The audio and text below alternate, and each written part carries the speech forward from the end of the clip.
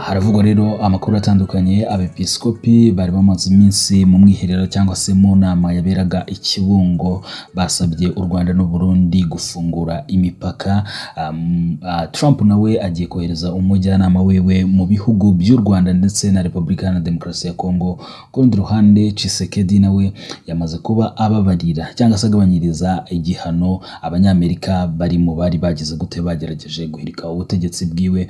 Tuza kugaruka ku gisubizo cya Yolande Makoro ko byatangajwe na Perezida Tshisekedi, ndetse tuza no kwerekeza amaso ku mupolisi ukomeje kuvugwa yuko yahohotewe hariya muri Repubulika Iharanira Demokarasi ya Kongo. Twizere ko rero wamaze gukora subscribe kugira ngo tujye tubana umunsi ku wundi. Mu by'ukuri kuva kuwa 30 Werurwe 2025 kugeza kuwa 2 Mata 2025 muri Diocese Gatolika ya Kibungo hateraniye inama y'abepiskopi b'u Rwanda n'abo Burundi bibumbiye mu ihuriro Akolebu. Mu by'ukuri basaba u Rwanda n'u Burundi gukora ibishoboka bagafungura imipaka ihuza ibihugu byombi. Mu itangazo risoza inama y'abepiskopi bagize bati, tubabajwe no kuba kugera ubu imipaka ihuza u Rwanda n'u Burundi ifunze. Twishimiye ko hari ibyatangiye gukorwa kugira ngo umubano hagati y'ibihugu byombi wongere mu by'ukuri kugira gute kubaho. Turasaba abayobozi gukoresha inzira y'amahoro na diplomasi maze urujya n'uruza rw'abantu n'ibintu rukongera gushoboka. Antoine Cardinal Kambanda Archiepiscopi wa Archdiocese ya Kigali akaba na Vice Perezida wa Akolebu yasabye abakristo gukomeza kugaragaza ubuvandimwe kugira ngo bibere n'urugero abafata ibyemezo. Yagize ati, Abanyarwanda n'Abarundi dusanzwe turi abavandimwe. Mu by'ukuri turasaba ko imipaka yafungurwa abantu bagashobora gusabana, guhahirana no gusurana. Kristo araduhuza kubishimangira rero no kubibera abahamya, nibyo bituma n'inzego zibishinzwe zizagenda zikuraho inzitizi zihari zibuza abantu gusabana no gukora. Musenyeri Bonaventure Nahimana Arkipiskopi wa Gitega akaba na Perezida wa Akolebu yagaragaje ko abepiskopi bafashe iya mbere ngo babere u Rwanda n'u Burundi urugero rw'ubuvandimwe budatana uhuza ibihugu byombi. Yagize ati, icyo dushyigikiye ni uko Abarundi n'Abanyarwanda turi abavukanye, turi ababanye, turi abazimyamuriro kuva na kera. Ku ruhande rwa Kiliziya murabizi ko no mu ntangiriro u Burundi n'u Rwanda byari bigize vikariya imwe yitwa Kivu. Yakomeje avuga ko nubwo mu myaka iheruka byagiye bibagora guhura bitewe no gufungwa kw'imipaka ihuza u Rwanda n'u Burundi, batigeze bacika intege kuko bakomeje gukora uko bashobora kugira ngo bagaragaze ukwemera kandi bagaragaze ko hagati y'abakristo nta kibazo bafitanye kandi ko Kiliziya yashyize imbere umubano mwiza no gusangira ibikorwa. Kinyamateka dukesha mu by'ukuri iyi nkuru ivuga ko Musenyeri Nahimana yasabye abayobozi b'u Rwanda n'u Burundi gukora ibishoboka kugira ngo imipaka ifungurwe bityo abantu bashobore kongera kugenderana nk'uko byahoze. Ihuriro ry'inama y'abepiskopi mu Rwanda no mu Burundi ryashinzwe tariki ya 6 Kamena 1981. Iri huriro riterana kabiri mu mwaka. Ihuriro riheruka rikaba ryarabereye i Bujumbura muri Werurwe 2024. Trump mu by'ukuri yamaze kuba hamaze kuba hasohoka amakuru yuko agiye kohereza umujyanama we. Perezida wa Leta Zunze Ubumwe za Amerika Donald Trump agiye kohereza Masad Boulos usanzwe ari umujyanama we mu bihugu birimo u Rwanda, Repubulika Iharanira Demokarasi ya Kongo, Kenya na Uganda. Boulos asanzwe ari umujyanama wa Trump mu bihugu by'Abarabu n'Uburasirazuba bwo hagati. Uyu mugabo ni umucuruzi ukomeye aze Afurika cyane kuko yakoreye ubucuruzi mu bihugu nka Nigeria bwibandaga cyane ku makamyo atwara imizigo n'imashini ziremereye kenshi zikoreshwa mu nganda nini. Ubumenyi kuri Afurika buri mu byatumye uyu mugabo yizerwa. Amakuru akavuga ko yagizwe umujyanama mukuru mu bijyanye na Afurika muri Minisiteri y'Ububanyi n'Amahanga ya Amerika. Ni inshuti ya hafi ya Trump dore ko yamufashije mu bihe byo kwiyamamaza aho yibanze cyane ku Banyamerika bafite inkomoko mu bihugu by'Abarabu, akababwira ko Trump ari we uzahagarika intambara zimaze imyaka zica ibintu mu Burasirazuba bwo hagati. Uyu mugabo kandi afitanye umubano umubano wa hafi n'umuryango wa Trump by'umwihariko dore ko umuhungu we Michael Bolos yashyingiranwe n'umukobwa muto wa Trump Tiffany Trump. Amakuru avuga ko urugendo rw'uyu mugabo rutegerejwe kuri uyu wa kane ruzaba rufite intego ebyiri z'ingenzi zirimo gushyigikira ibiganiro bigamije gushaka amahoro y'intambara zimaze igihe kinini mu burasirazuba bwa Repubulika Iharanira Demokarasi ya Kongo. Hari kandi kurebera hamwe uburyo Amerika yateza imbere ishoramari mu karere k'ibiyaga bigari, cyane ko ari ahantu hakungahaye ku mabuye y'agaciro, hakaba n'ibihugu bifite umuvuduko uri hejuru mu iterambere. Mu nshingano z'uyu mugabo hazaba harimo kwibanda cyane muri aka karere. Amakuru akavuga ko ibijyanye n'icyifuzo RDC yagejeje kuri Amerika cyo kuyiha uburenganzira bwo kubyaza umusaruro umutungo kamere wayo bishobora kuzahabwa imbaraga mu nshingano za Bolos. Amakuru avuga ko inzira yo gutegura uru rugendo zatangiye kuko uyu mugabo yamaze kuganira n'abayobozi b'u Rwanda na RDC muri Werurwe.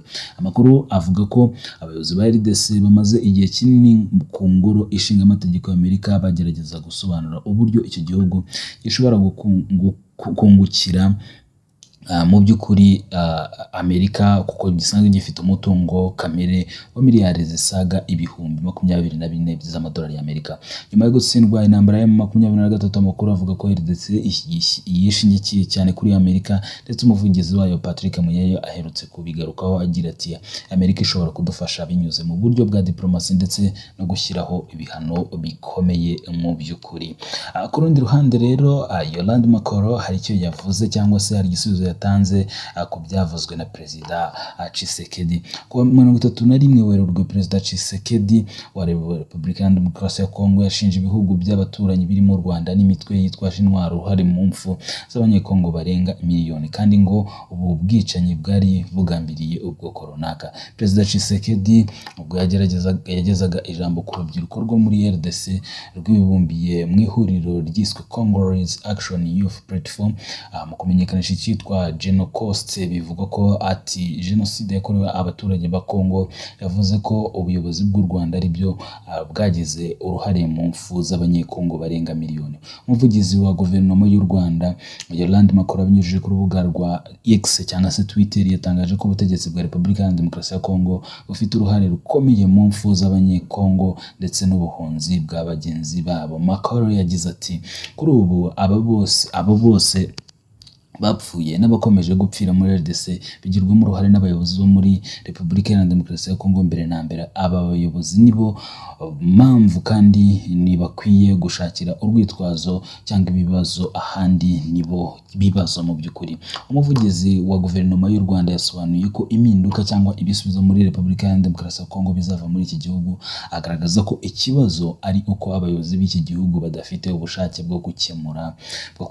Ati impinduka cyangwa igisubizo bizava imbere mu gihugu. Abapfuye, abava mu ngo zabo n'impunzi babarizwa muri za miliyoni babazwa aba bayobozi bo muri Kongo batagaragaza uruhare mu gukemura ibibazo, ahubwo bagakomeza kwibeshya ko bafite imbaraga. Nubwo Tshisekedi avuga ko ibihugu biri mu Rwanda byagize uruhare mu mfu z'abanyekongo barenga miliyoni 10, umuvugizi w'ingabo za RDC General Sylvain Ekenge Bomsa yigeze kugaragaza ko ibyo atari ukuri. Mu kiganiro cyatambutse kuri televiziyo ya leta tariki ya 15 Mata 2024, General Major Ekenge yatangaje ko umutwe w'iterabwoba wa FDLR wagize uruhare mu mfu z'abanyekongo mu myaka 30 ishize. Yagize ati FDLR itera abanyekongo, yica abanyekongo mu barenga miliyoni 10 bishwe mu myaka 30 ishize. FDLR ifite ijanisha rinini mu guteza impfu hariya. Raporo zitandukanye zirimo iz'impuguke z'umuryango w'abibumbye zigaragaza ko FDLR yakomereje ubwicanyi mu burasirazuba bwa Repubulika Iharanira Demokarasi ya Kongo nyuma yaho abarwanyi bayo bagize uruhare muri jenoside yakorewe abatutsi muri Mata 1994. Uyu mutwe w'iterabwoba ukorana n'ingabo za leta ya Repubulika Iharanira Demokarasi ya Kongo mu kurwanya ihuriro AFC M23 rigenzura ibice byinshi mu burasirazuba bw'iki gihugu, ndetse Tshisekedi yawusezeranyije kuwufasha gukuraho ubutegetsi bw'u Rwanda. Iyo Tshisekedi abibajijwe kuri ubu bufatanye asubiza ko FDLR ari umutwe udafite ufite imbaraga ugizwe n'abasaza kandi ufite abarwanyi bake badakwiye gutera u Rwanda impungenge. Ariko byagaragaye kenshi ko mu bafatwa na AFC harimo n'urubyiruko rugenda rwinjizwa umunsi ku wundi mu ngabo mu by'ukuri za FDL cyangwa se mu nyeshyamba cyangwa se mu mutwe w'iterabwoba wa FDLR. Ku rundi ruhande Tshisekedi yategetse ko abanyamerika bahamijwe kugerageza kumuhirika banyirizwa ibihano. Mu by'ukuri Perezida Tshisekedi mu by'ukuri yabigarutseho cyangwa se yabitegetse kuwa 25 Mutarama uyu mwaka, nibwo mu by'ukuri urukiko rwa gisirikare muri Kongo rwari rwakatiye urwo gupfa abantu 37 barimo abanyamerika 3 nyuma yo kubahamya icyaha cyo kugerageza guhirika ubutegetsi. Aba bantu bari baratawe muri yombi muri Gicurasi 2024 ubwo abonu witwa Christian Malanga wari ubayoboye bagabaga igitero ku rugo mu by'ukuri rwa Vital Kamerhe usanzwe ari perezida w'inteko ishinga amategeko wa Repubulika ya Demokarasi ya Kongo no ku ngoro y'umukuru w'igihugu. Christian Malanga wari ufite ubwenegihugu bwa Amerika icyo gihe yahise araswa, mu gihe umuhungu we witwa Marcel Malanga bari kumwe n'abandi banyamerika 2 batawe muri yombi mbere yo gukatirwa urwo gupfa. Perezida Tshisekedi mu iteka rye ryaraye risomwe kuri televiziyo n'umuvugizi we Tina Salama yatangaje ko igihano cy'urupfu cyari cyakatiwe Marcel Malanga cyagabanyirijwe kigirwa icyo gufungwa burundu. Ni nako bimeze ku bandi bagenzi be b'abanyamerika Tyler Krista Thompson na Zaliman Paul Benjamin. Perezida Tshisekedi yahaye inshingano Minisitiri w'ubutabera Constante Mutamba zo guhita ashyira mu bikorwa ririya teka. Mu by'ukuri uko bihagaze. Ku rundi ruhande rero hakomeje kugarukwa ku nkuru, ni inkuru yakomeje kugenda ivugwa n'abantu bagiye batandukanye. Ni inkuru kandi iherekejwe n'amashusho.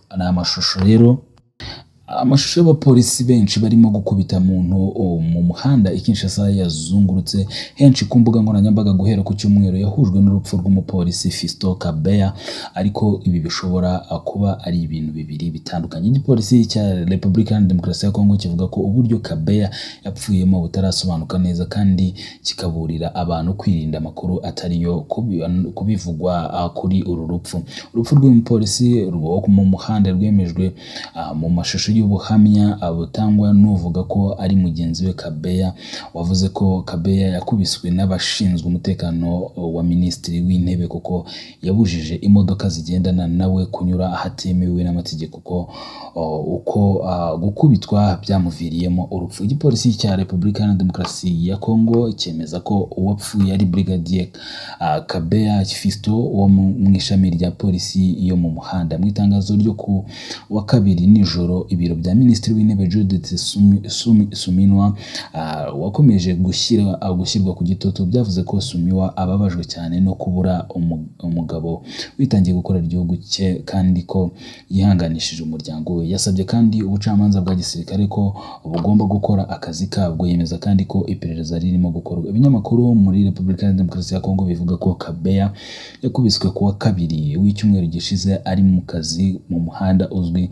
nka Boulevard Mbonjimba Kinshasa, umurwa mukuru wa DRC utuwe n'abaturage barenga 17,000,000. Abashinzwe umutekano mu itsinda rya Minisitiri w'Intebe ngo bashinje Brigadier Kabeya kutorohereza imodoka za Minisitiri w'Intebe, baramukubita mbere yo kujya kumufunga, nyuma akajyanwa kwa muganga aho yapfiriye ku cyumweru nk'uko ibinyamakuru muri Repubulika ya Demokarasi ya Kongo bivuga.